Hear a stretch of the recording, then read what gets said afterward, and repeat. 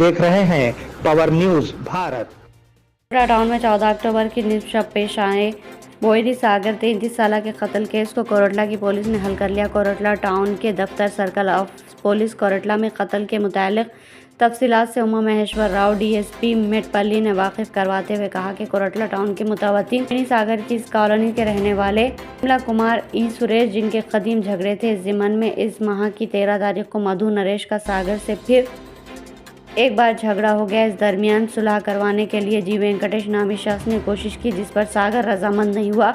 बहरहाल मधु राजेश का कत्ल करने की सागर ने धमकी दी। इस माह की 14 तारीख की शब प्रकाशम रोड में एम नागराजू के घर को अपने साथियों के साथ जाकर सागर ने झगड़ा करते हुए काफ़ी हंगामा किया। मामले की इत्तला पर वेंकटेश विजय राजेश नागराजू घर पहुंचे। नागराजू के साथ झगड़ा करने वाले सागर को घर से बाहर निकालकर नीचे गिरा दिया। जी वेंकटेश ने सागर की गर्दन पर चाकू से हमला करते हुए उसका कत्ल कर दिया।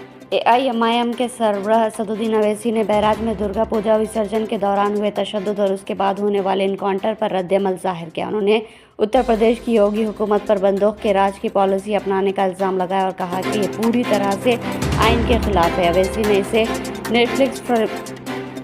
अवैसी ने इसे नेटफ्लिक्स फिल्म करार दिया, जहां कानून के बजाय बंदूक की जुबान बोली जा रही है। असदुद्दीन अवैसी ने कहा कि योगी हुकूमत की पॉलिसी आइन के खिलाफ है। योगी हुकूमत को बंदूक के जोर से नहीं, कानून की हुक्मरानी से हुकूमत चलानी चाहिए। योगी हुकूमत आइन मुखालिफ है।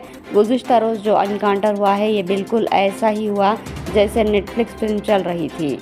राजीव गांधी सद्भावना यात्रा यादगिरी कमेटी की जानिब से कल 19 अक्टूबर को तारीखी चार मीनार के दामन में सद्भावना यात्रा यादगिरी तकरीब मुनक्किद होगी। सदर प्रदेश कांग्रेस महेश कुमार गौड़ पार्टी परचम लहराएंगे। रियासती वजीर आपाशी एन उत्तम कुमार रेड्डी सदारत करेंगे। इस मौके पर सीनियर कांग्रेस लीडर और साबिक़ा वज़ीर डॉक्टर जय गुप्ता रेड्डी को सद्भावना अवार्ड पेश किया जाएगा। Chief minister Revanth Reddy award पेश करेंगे। तकरीब में deputy chief minister Bhatti Vikramarka, AICC general secretary incharge Telangana Deepa Das Munshi, रियासती वज़रा डी श्रीधर बाबू, पूनम प्रभाकर, साबिक़ा अरकान Rajya Sabha doctor K Keshava Rao, V Hanumantha Rao के अलावा दीगर कायदीन शिरकत करेंगे। शहर में जारी फूड सेफ्टी ओहदेदारों की कार्रवाई में एक और हैरतनाक हकीकत का पर्दाफाश हुआ, जो फास्ट फूड और स्ट्रीट फूड्स के शौकीन के लिए खौफ व दहशत बन गई।